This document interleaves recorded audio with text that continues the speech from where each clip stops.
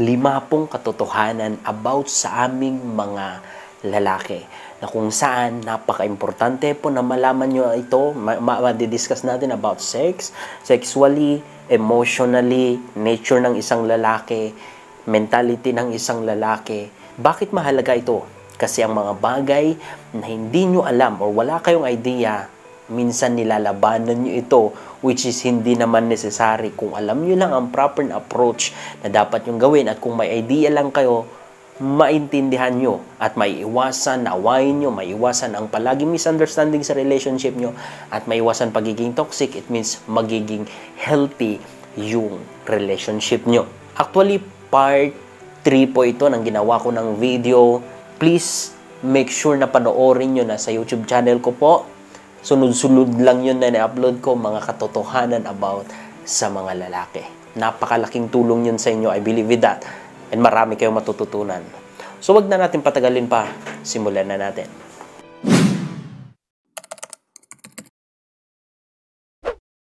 Number 1 na katotohanan about sa aming mga lalaki is that after ng ejaculation, after na siya ay nalabasan na, mawawala ang lahat ng kanyang or aming nararamdaman. Yung sex drive namin sa'yo, yung arousal namin sa'yo, mawawala in an instant after na malabasan. And hindi namin yun kasalanan kasi ganun talaga yung pagka-design sa amin. Okay?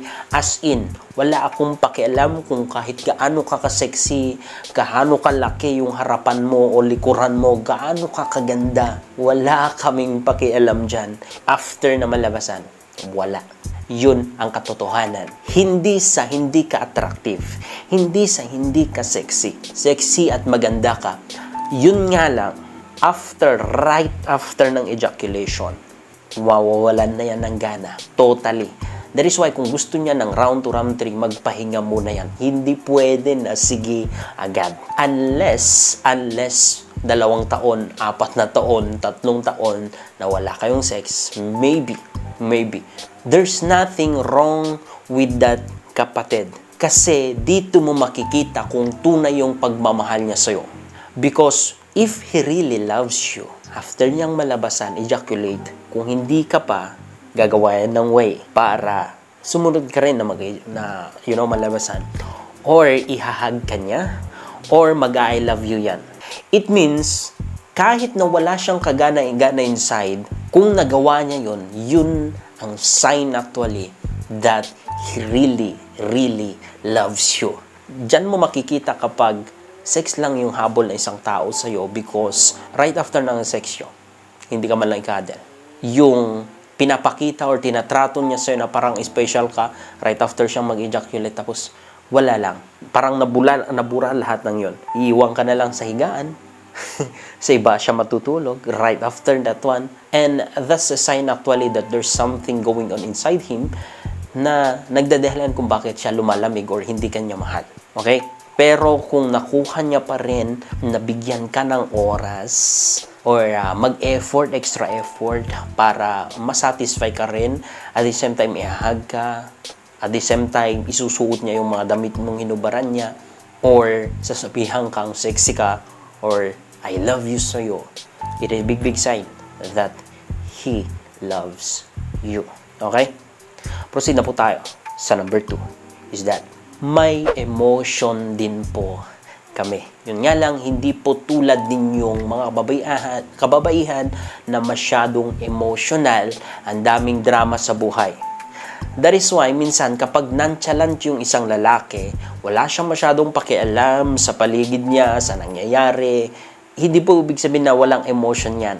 Kundi, nature po ng karamihan ng mga lalaki ang kalmado lang, walang masyadong drama sa buhay, simple, straight, when it comes to decision, walang masyadong drama, hindi ginagawang issue ang lahat ng bagay. Kasi minsan, ang mga babae na misinterpret nyo na hindi kayo mahal ng isang lalaki kapag hindi mo masyadong nararamdaman yung care niya or yung emotions niya, Kapag hindi ka pinapansin, feeling mo na hindi ka mahal because nature ng babae na emotional. Na lahat ng bagay, kahit maliliit na bagay, ay dapat may ginagawa kami or may ginagawa ka.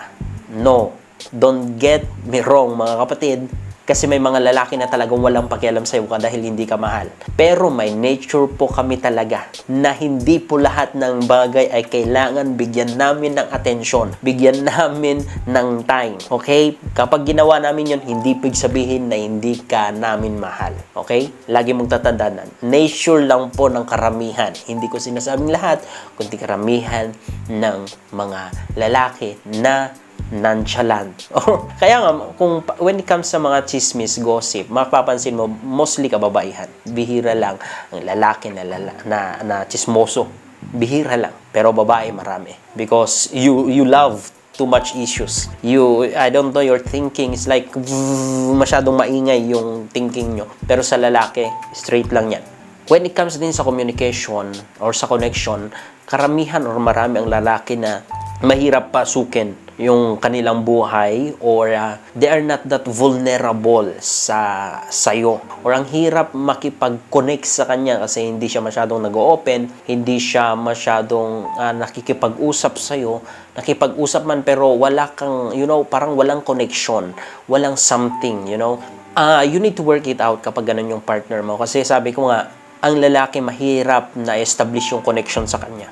Especially sa mga ganyang personalities. Pero once na na-establish mo yung connection mo sa isang lalaki, which mean nakuha mo yung kanyang puso, yung kanyang tiwala sa'yo, trust me, papahalagahan ka. Trust me, iingatan ka. Trust me, magiging committed yan sa connection or sa relationship nyo. That is why you need to work it out kung hindi siya ganun. Kailangan mo maintindihan kasi nga nature namin yon. Okay? Hindi kami basta-basta nag-open. So kung kani-kanino lang. Hindi. Mostly secretive kami. Marami kaming sikreto or sinasarili namin kung anong pinagdadaanan namin inside. Kung anong mga problema namin. Okay ba? So you need to work it out. Kaibiganin mo siya. Gawin mo ang lahat. Dapat trustworthy kang tao. Hindi lang sa kando kundi sa ibang tao in order para makuha mo yung kanyang loob na mag-open sa'yo. Para once na na-establish yung connection, trust me, magiging committed siya. I advise lang na wag mong sisirain yung tiwala niya sa'yo. Okay ba? Proceed na tayo sa number 3 na katotohanan about sa isang lalaki. Is that, naghihintay din po kami ng appreciation. Because hindi man lahat ay masyado or pinapahalata na naghihintay ng appreciation, magagawa lang ng gawa, effort ng effort sa'yo. But deep inside us, the only reason or the only thing na mag-fuel sa amin para mas galingan pa naming magbigay sa'yo, mag-effort para sa'yo, is that whenever that we are appreciated sa aming ginagawa. So every man actually, kapag meron niyang ginawa sa'yo, inside us, although hindi man namin sinasabi, but we're longing ng appreciation or reward from you. Ladies, that is why make sure na whatever ang kanyang ginawa, ang kanyang in-effort, malaki man or maliit para sa'yo, let him know na nakita mo. Let him know na na-appreciate mo. Because yun yung mga bagay na nagbibigay masculinity sa amin, energy sa amin to do it more. At the same time, make sure na bigyan mo ng extra reward. Maybe sa sex, maybe sa foods, maybe sa ibang bagay. Okay? Make sure to do that. In that way, mas nagiging matibay yung relationship nyo.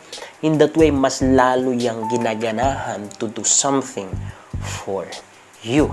Okay?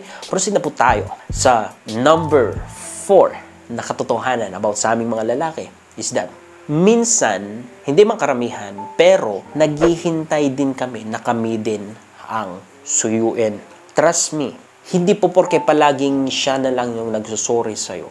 Hindi man lahat ay ganito, no? Marami ding babae na sila yung palaging na sumusuyo sa mga lalaki. But commonly or generally, hindi po porke yung lalaki nagsusorry, ibig sabihin ay tama ka at mali siya. Sometimes gusto niya lang ng maayos sagad. Gusto niya lang ng peace. That is why nagsusorry siya or nagpapakumbaba siya. Pero sometimes, Kahit na ganun yung ginagawa mo, inside us, we're longing or we're looking na, or we are waiting na sana kayo rin yung manuyo sa amin. Whenever na nasaktan nyo kami, kayo rin yung magpakumbaba. Kayo rin sometimes dapat yung maging mali.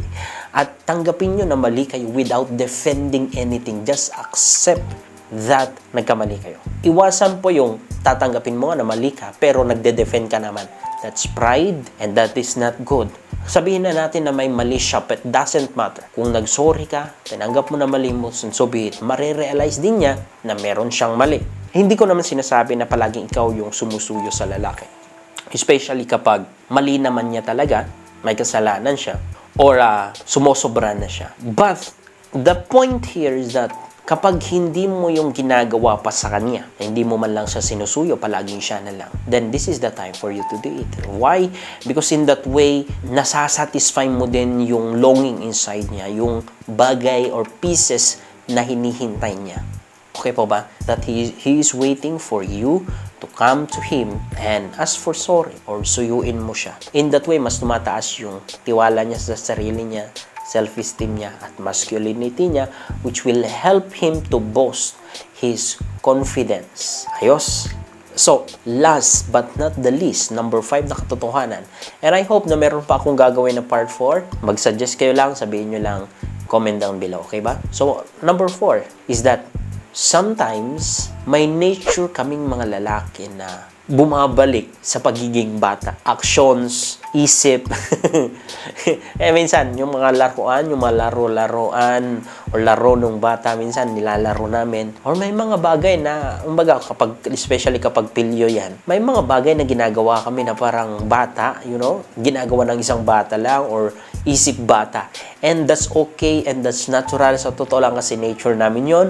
Kaibigan, huwag ka masyadong seryoso sa buhay. Okay? Huwag mong pagalitan, huwag mo siyang pahiyain o sabihin na ang bata-bata mo, wala ka man lang isip, napakatanga mo, ano ba ang ginagawa mo, parang kang bata. Don't do that. Kasi nature namin yun. Wala kaming magagawa doon. I don't know kung may lalaki na hindi ganito. Na minsan bumabalik sa pagkabata. Pagiging pilyo, yung mga ginagawa niya, even to you. Hayaan mo lang siya. Enjoy mo lang siya yung moment. Tawanan mo rin. Magiging fun din sa'yo. And it's okay. It's okay lang yun. Hindi po porke na ganun is that nagiging bata na talaga siya or nagiging tanga na siya. Kaibigan, hindi po. Okay? Nature lang po namin yun. And sometimes may mga babae rin na ganito. So yan lang po ang ating pag-uusapan sa video na ito. Maraming salamat po sa inyong suporta, pagmamahal at panonood hanggang dito sa last part. Please share this video and God bless.